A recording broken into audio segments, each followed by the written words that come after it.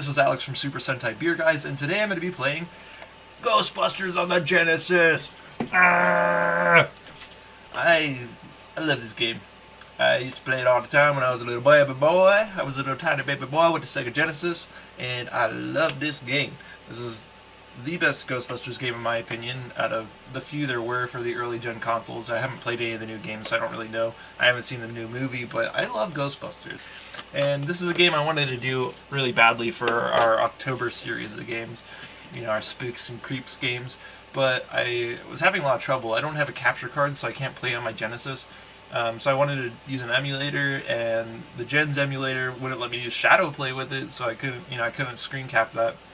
And then I tried to do the Fusion emulator, and that wouldn't be screen capped when I was in full screen mode, so I couldn't really do that in full screen.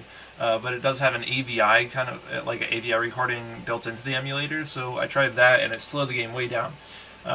So I found this emulator called BizHawk, and I'm going to try doing it on that. I haven't played this in a long time, so I don't really remember all of it that well, but it's a pretty straightforward platformer shooter game, and I think I'm gonna have a lot of fun rediscovering it and probably kicking its ass again, to be honest. But I'm not playing on Genesis controller. I've got to play on a 360 controller because Windows and all that. So I'm going to be playing with an analog stick because unfortunately the freaking Xbox controller D-pad doesn't actually have 8 directions. It's only 4-directional D-pad, which really sucks for me. I mean, maybe it is an 8-directional D-pad, but it doesn't register on any of my emulators as 8-directional, so I've got to, and away we go. So the thing that's really weird about BizHawk is that if you press the start button, it not only registers as start, but it also registers as fast forward or frame skip or whatever you might want to call it. So I feel really wary about actually touching the start button. It's like turbo start sort of plus frame skip at the same time. And as you can see, they use the Ghostbusters main characters as the main characters in this game. It was copyrighted in 1984. That's not when the game came out though. The game came out in 1990. Yeah, the original game came out in 1984 for the NES, and it says it was reprogrammed in 1990, which means they made a completely new game. You'll see that this game is not anything like the NES game. And, yeah, see, there it goes again with the whole fast forwarding. See that? That's weird as shit. I don't know how to stop that really. I haven't looked into BizHawk very much. Then we got start, we got option. So let's go down to option real quick, see what that's all about. Music, sound effects task, game mode normal. That all looks good to me. Let's go.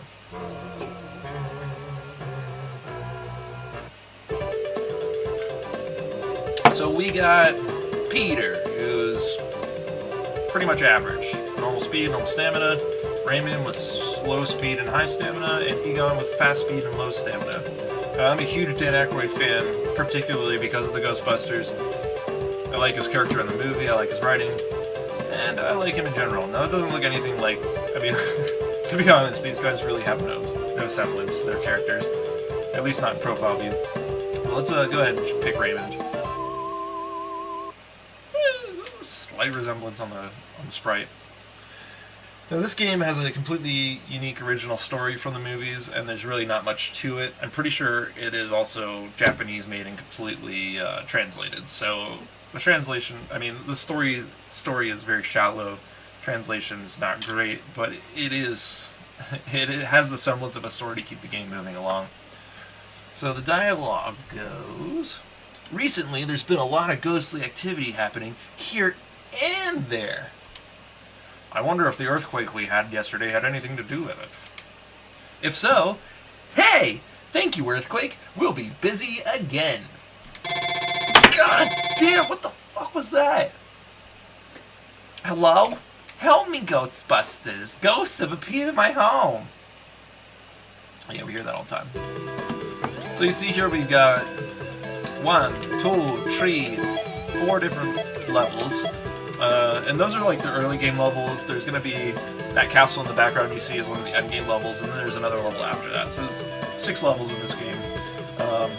And you can see the size of the building kind of tell you how difficult they are, plus it tells you how pricey they are, how much money you'll get from them. So, I mean, that's difficulty right there. And I'm gonna start out Home Sweet Home, first level, level 1. The tables move by themselves and the shelves fly around in the house. I'm so afraid I can't sleep at night. I'm begging you, please help! I've just about got all you said. Don't worry, leave it up to the Ghostbusters. I've just about got all you said? It's kind of like telling her I wasn't really listening to you, but don't worry, I know ghosts. I'm the best with ghosts. I'm great with ghosts. This is gonna be huge. Alright, Ghostbusters, let's get out of here and take care of business. So you see that the middle ghost little icon there? That's how many mini bosses you have in each level. I got one. And C button jumps, B button shoots, and A button uses bombs, which I don't want to use because those cost money. On the bottom you see my life meter. That's kind of self-explanatory. And then I also have an energy meter, which is basically how much ammo I have in my special weapons. However, I don't have any special weapons yet. I have to buy those after I make money, so I don't really have to worry about that right now. See, we got little treasure crate chest pieces with monies in them. Sometimes they have bombs in them, and sometimes chandeliers try to attack you. Now, the one thing that's always confused me about this game is who the fuck has a home that is laid out like this? Like, this is worse than one plan. We got tables in a hallway. We got several chandeliers that actually have candles on them, and the candles are burning currently, even though there are ghosts in the house. I don't know if that's ghost fault or not. Then we also have fucking safes. Like, who the fuck designed this house? It's an empty room except for 2 safes and a window. What the fuck? This is an empty room except for 2 chandeliers and a safe. And the safe is on a ledge that is actually taller than my character. This game, like most platformers of the day, makes absolutely no sense floor plans-wise. That's okay, because the gameplay's great. And this ghost won't fucking die. Die? Thank God. So I'm pretty sure for each of the smaller ghosts I kill, I get a tiny bit of money. For the mini-bosses, obviously, I get a decent amount. And then for the main boss, I get the what is tagged on the actual price of the safe and home. And this looks like typical poltergeist activity. We got floated mugs. Floated mugs just kind of in my way. And normally a floating mug that just sort of spin in circles won't hurt you. Nor will most ghosts, to be honest, but I can't touch that floating mug because... Oh, boss time! I can't touch that mug because platformer. Now I'm fighting a mouse with a bib and a fucking knife and a fork, and I don't know, he's coming out of the magic hat of a headless canesman thing. This game is so fucking cartoony.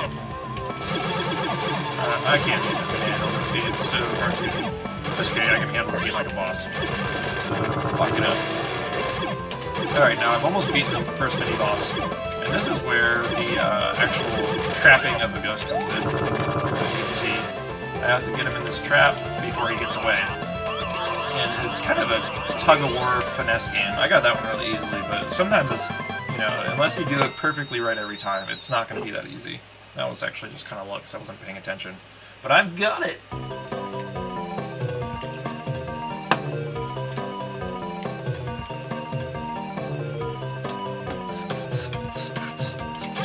Slimer is a great friend in this game. As long as you shoot him, he'll be really nice to you.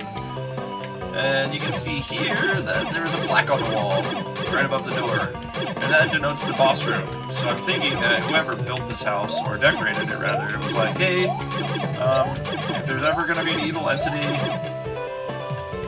possessing my home, please occupy this room. Or maybe it's just his master bedroom, I can't tell, but I don't know. Let's go. Let's see what the first boss is all about. Tiny little boss room. And it's a cartoon pinecone demon. What are you up to? You woke me up just when I was sleeping. Good. I'm mean when I'm tired. Look at those fucking googly eyes. What the fuck? Let's go. Let's go. Oh man, he is laying into me right now.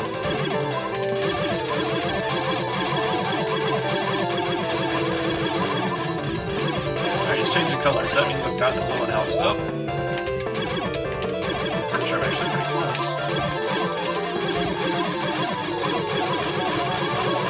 There it is. is, there it is, there it is. Come on. Nope. Woo. Yeah. He's fucking brown and moldy now. That fucking idle animation? Oh, whoops. Still worth it. Boom. I got a thing.